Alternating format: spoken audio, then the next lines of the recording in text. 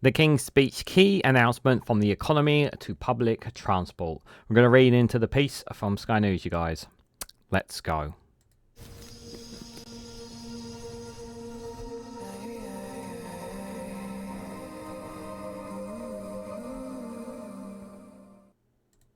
Good morning, good afternoon, good evening, wherever you are in the world. This is REGANELITE here with an article from Sky News with the headline that the King's Speech key announcements from the economy to public transport. The new government is unveiling a package legislation agenda that will prioritise economic growth. Guys, while you're here, make sure you hit the like button and share this across social media so others are notified of this video. So literally, as I'm recording this, I've just come off the back of the King's Speech, and this has Sky News has just put out the key announcements within the speech, and I have to say, I do have some real optimism about some of the things that was said in the King's Speech. I like that, obviously, as we expected, transport rail network is coming back into public ownership. Thank God for that. That's a really good thing. One of the biggest negatives, I have to say, that really kind of confused me. We didn't see it in there. That doesn't mean to say it still won't happen in the future. Now, Labour promised in their manifesto that they would recognise Palestine as a state. That was not put in the King's Speech. They did say that they wanted to secure peace in the Middle East, secure a two-state solution between Palestine and Israel. That is something that that was mentioned in the King's Speech as well, but not recognising Palestine as a state. That was not mentioned in the King's Speech. That's a very significant thing, even though that was something that they pledged in their manifesto. So that's definitely a negative there. There was obviously an interest in mental health that was mentioned within the King's Speech as well. I thought that was really, really good. I really liked that. Of course, obviously reducing waiting times. They also mentioned in the King's Speech about having closer relationships, better relationships with our resetting our relationships with our EU partners, our partners across the water. Did not say we join the EU. Very, very clear. The context of what the King says really matters. Better relationships and resetting our relationships with our European partners, because they've been tampered by the pathetic Conservatives since their pathetic Brexit deal. So it's about resetting that relationship. That's another key thing that was in the speech as well. God, there was a lot of positive. Also the fundamental changes. There's going to be some significant changes in the House of Lords as well, which is going to take obviously more of that to come as well, among many other things. But overall, I'd say it was a pretty positive King's Speech, and I really hope that they do make the fundamental differences and changes necessary to the benefit of Britain, and to build relationships, and obviously more devolution to devolve powers is something that was also in the speech as well. I really hope that comes to fruition as well. And obviously this whole border security command thing is something that's been put forward as well. Okay, let's have to wait and see on that one as well. So will the speech, will these legislations, will they make the impact they need? Let's have a read a bit more into this, guys, from Sky News' perspective here. So the new government has set out its legislative agenda for the next years in the King's Speech. The announcement focuses on improving living standards by driving economic growth, the first of Keir Starmer's 5 missions for national renewal. Big ticket items include a plan to build more houses and infrastructure, nationalise the railway, and give greater powers to the UK fiscal watchdog over spending commitments. The page has been updated as the points have been announced in Parliament. So here are the key points so far. So the the Budget Responsibility Bill. This will ensure that significant tax and spending charges are subject to an independent assessment by the Office of Budget Responsibility, preventing ministers from making large unfunded spending commitments. This ensures that an independent watchdog, so you don't have the Conservatives kind of roughshod of just throwing money away willy-nilly on things without some kind of oversight there. And that's what the Office of Budget Responsibility is. I think that's really significant here. This tax and spending charge, that's the first good step. Give the Office of OBR more powers there. The National Wealth Bill will establish a National Wealth Fund capitalised with £7.3 billion to make investments across the country with the aim to bring in £3 of private sector investment to every £1 that the government invests. I've heard mixed reactions about the National Wealth Bill, whether it will or make a difference on that one. because some people have said that there have been similar things, similar concepts that have been applied before and they've not won. But well, I'll just leave that one there and see how that goes over time. Planning infrastructure bill. This will get Britain building through planning reform to accelerate the delivery of high quality infrastructure and housing. Ministers will include changing compulsory purchase compensation rules to ensure that compensation paid to landowners is fair but not excessive where important infrastructure and affordable housing are being delivered. Improve local planning decisions and by by modernising planning commitments and increasing local planning authorities' capacity. One of the things there that needs to be done is we need to be able to build more houses. This whole term of knocking in my backyard needs to go out the window and say, sorry, but we need homes. You know, people need new homes and we need them. It's not a given. Like, I'm sorry if the older generation are sad about a bit of green in their backyard is going to be going away because houses need to be built. Unfortunately, you know, we have a bigger population, we have a new generation of children, and we need to build homes for them. That's just going to happen, whether you like it or not. Employment right bills. We will legislate to introduce a new deal for working people in the first 100 days to ban exploitative practice and enhance employment rights. I love this. This is so good. This is so important. We needed something like this, you guys, to really start getting the ball rolling. Bringing back the means that we need for workers. They need those rights back.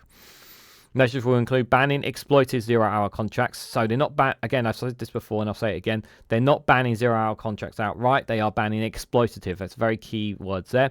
Ending fire and rehire and fire and replace. Yep, that needs to go completely. Making parental leave, sick pay, and protections from unfair dismissal available from day one on the job. Strengthening statutory sick pay, making flexible working the default, improve rights for new mothers, and new fair pay agreements for adult social care. This is all great stuff here. This is standard. This should be standard. This should not even be like anyone playing around with any of these workers' rights. I don't know what's wrong with you, because we want to give. You know, we want to give workers the assurances that they need. They have the things that they need in order to be able to work. Whenever they get sick, they get the pay. They get sick pay when they need it, so they're not able to have them rely on benefits. These are standard things. This should be something that should be done. Obviously, new fair pay agreements for adult social care. Very happy with this. Obviously, more work to be done, but this is good stuff, guys. This is a big one here. Legislation to give powers to metro mayors and combined authorities to supply local growth plans to build economic benefits to community. So enhancing more powers to them. So there. A bill to remove a ban on publicly owned buses.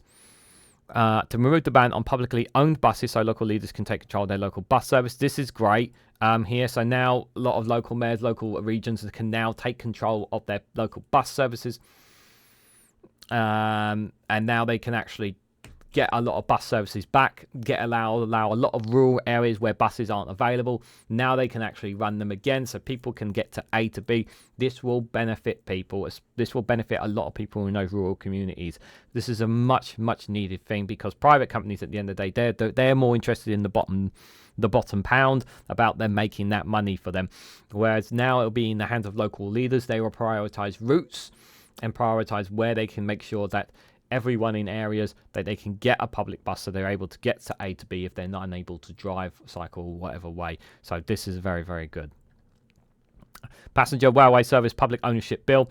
A bill to deliver on Labour's manifesto commitment to bring rail service back into public ownership, improving passenger journey and save the taxpayers millions of pounds. Yep, it's high time that the rail industry.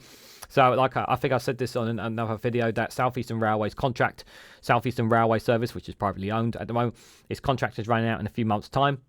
It's going to be coming into public ownership's hands in a few months' time. So obviously, now that this has been input in the King's speech, that's obviously going to that's going to happen. And obviously, the rest of the rail industry coming back into public ownership hands. Now, is it going to be perfect? No, but it's going to be a hell of a lot better than what it has been. It's high time that we start getting a better rail service. And I'm obviously convinced that taking it out of the private company's hands and working with unions and working with unions and whatnot to improve the rail service, as well as doing something about the fares. I really, really hope they do something about reducing the fares in some way of capacity. I know there's a lot of infrastructure work still needs to be done, but they really need to look at trying to see if they can bring down the fares by some way, shape or form, especially in comparison to the rest of Europe. That's a big, big problem that we have here. So, yeah, I'm very, very happy about this. So the Rail Reform Bill, legislation to improve the railway by establishing Great British Rail, a unified and simplified governance structure in the operation of British Railway. So these are the guys who are going to be running the railway. So we'll obviously, like I said, let's see how that does. But it's going to be interesting to say the least. Great British Energy Bill, a bill to set up Great British Energy, a publicly owned clean power company headquartered in Scotland. Now, a lot of people have said that this is not publicly owned, so I will hold my breath on this one, which will help accelerate investment in renewable energy such as offshore wind. It will develop, own and operate assets with capitalisation of 8.3 billion of new money over the Parliament. So, if it helps and reduces our energy bills, that's a good thing. I really, really hope it does, and it obviously helps, helps be a part of moving us more into green energy, away from oil and fossil industries and that kind of thing. Let's hope that this really does that. But I mean, obviously, that the headquarter thing in Scotland, this is designed to try and appease Scots. But we'll see how this one goes. But I have heard some constructive criticism of Great British Energy. I've heard some positive things, and I've heard some constructive criticism about it. So we'll obviously have to see down the road more detail about that. Sustainable aviation fuel, a bill to support sustainable aviation fuel production.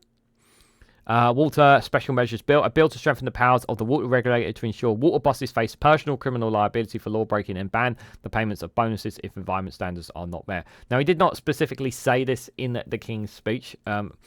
Maybe I was going mad, but yeah, obviously more powers to be for water regulators is definitely needed. So it's a start in the right direction, but I'm with many people in agreement that water companies need to be brought back into public ownership. That's one of the key things that needs to be done there. And of course, yeah, it's going to take years to clean up the sewage and damage that's been done by these water companies as well.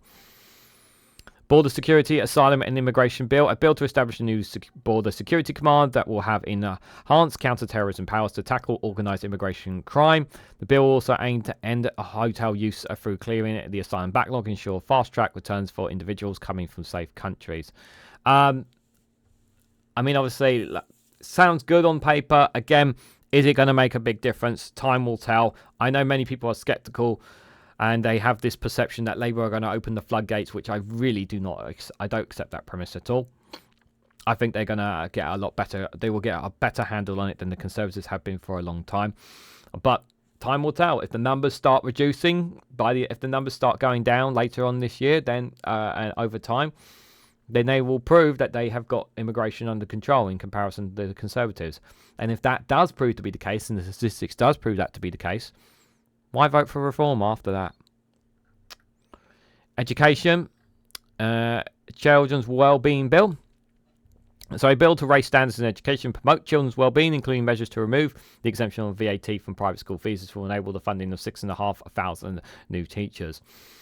So yes, many people who were not happy about the VAT for private school fees, to removing that exemption, there were some people who've heard that, but I think overall this is needed. We need to get more funding back into state schools. Private schools have too much powers, too much money, and we need to level the playing field. And this is one of the ways of doing it. Whether they will get those 6,500 new teachers is obviously, it's all well and good, but it's about retaining them as well. I think that's going to be the challenge as well. This bill will also require free breakfast clubs in every primary school, limit the number of branded items of uniforms and PE kits that school can require, and create a duty on local authorities to have and maintain maintain children not in schools register. So this is to keep track of children who are consistently not being in school here, but there obviously needs to be ways of why they are in these situations and how we can help these kids.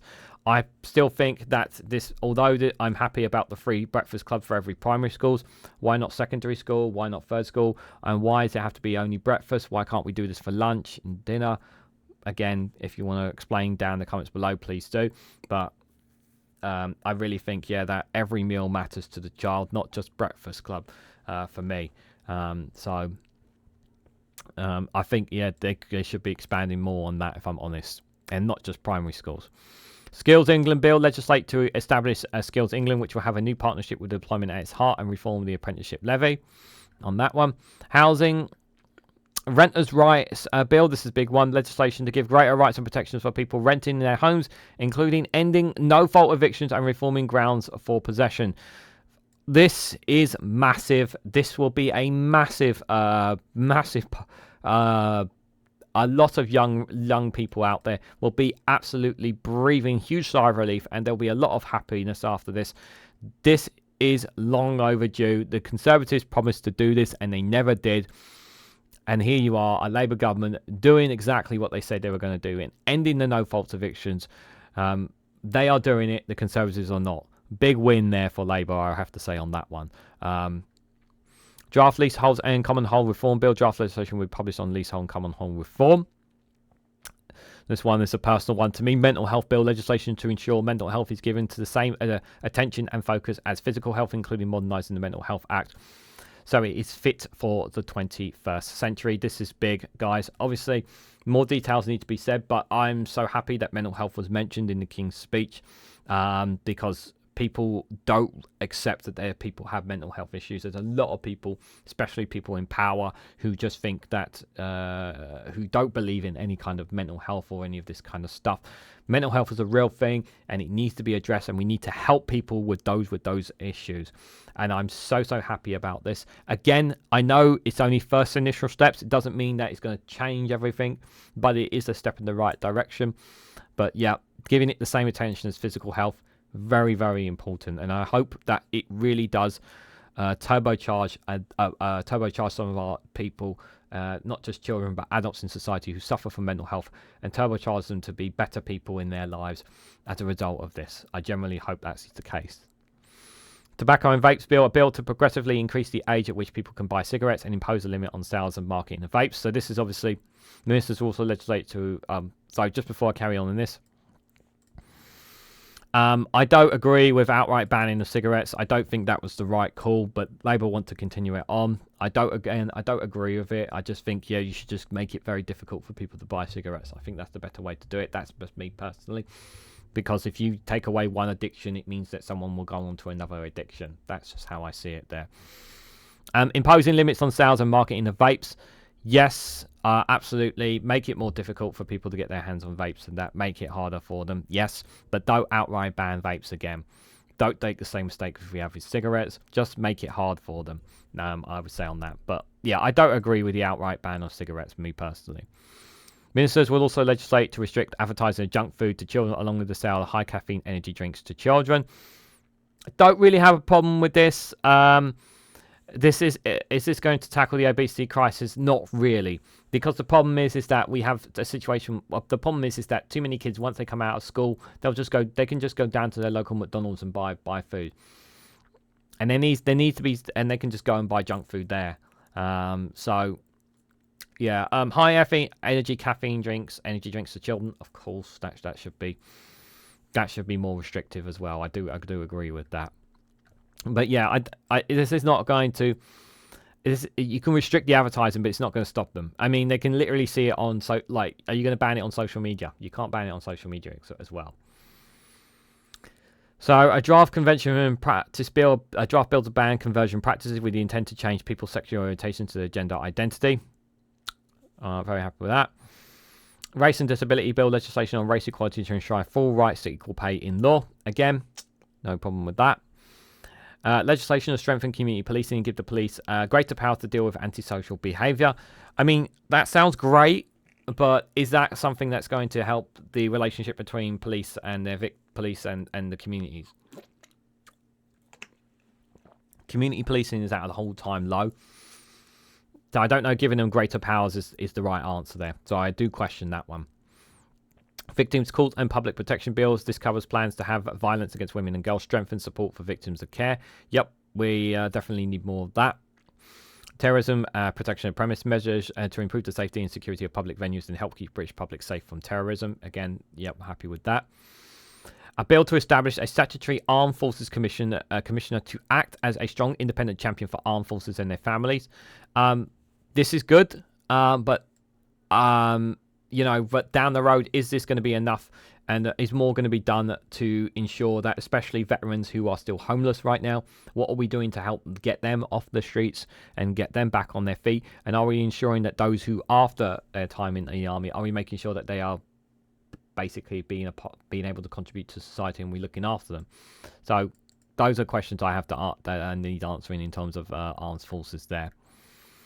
Democracy, the House of Lords hierarchy bills. This will include measures to modernise the Constitution, including House of Lords reforms to remove the rights of hierarchy peers to sit and vote in the Lords. The government will also propose a modernisation committee at the House of Commons, which will be tasked at driving up standards, improve work practices and reform procedures. This is a step in the right direction. Obviously, the idea is we want to abolish the House of Lords because it's outright, but this is a step in the right direction, I will say, but more needs to be done on that. More to drive up living standards. One of the best ways you could do is basically make it an offence for lying in Parliament. Impose a massive fine or something if they found to be lying in Parliament. That could be one of the ways they could do, but I don't know whether Labour will introduce something like that. Some of the other final ones here. The Hillsborough Law legislation to introduce a calendar of public events, which is I'm very happy with that. Northern Ireland legacy legislation begin the process of repealing and replacing the Northern Ireland Troubles Legacy and Reconciliation Act of 2023. And the Football Governance Bill, a bill to establish an independent football regulator to ensure greater sustainability in the game and strengthen protections for fans. I can't talk too much about the Football Governance Bill, so you guys will have to open up a bit more about that in the comments below, because I'm not someone who is I don't really watch football, so I can't really talk too much about the politics of the football game. So maybe you guys can enlighten me a bit more on the Football Governance Bill. But overall, I would say yes, there are a few negatives, but I'd say there are one or two downs. But I would say overall, I'm very happy with this bill. With this speech, sorry. I'm very happy with some of the bills here. I think there are some really good stuff here. Planning infrastructure, employment rights, I think is massive there. Better buses, the railways, transport's a big one, a big positive here for railway and transport is definitely a big one here. Great British Energy, obviously time will tell on that one. Water, again, like some good, but again, we want it to be national, want it back in public hands. We don't really want it in the hands of private companies. Border security, asylum, time will tell whether that will make a difference. And obviously a bit more level playing field in education, bring it more across, better, more bringing that gap between state and private needs to be done.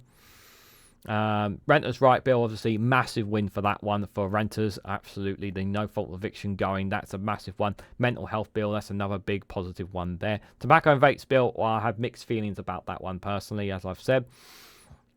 And draft convention, practice bill, and draft equality wasting bill, very happy with those, of course. And victims court bill, again, I'm very happy with that as well. But those are some of the things in the King's speech. Obviously, more details will come as time will progress. But I wanted to just read out some of those key announcements from the King's speech for you guys, and I just wanted to get your feedback. So, what did you guys make of some of the key announcements? What did you guys make of some of these policies? What did you guys make of some of them? Let me know your thoughts and more down in the comment section down below. Interested to hear your feedback and see what you thought of the speech itself. If you found this video interesting, please hit the like button, we greatly appreciate it. Share this across social media so others are notified of this video, and subscribe because it really does help support the channel. And if you want to go one step further, financially support me and the work that I do here, you can do so by becoming a YouTube member for this was 99p, or join me on Rumble or Patreon for exclusive content on those platforms. So thank you all so much for watching. I hope to catch you all very, very soon.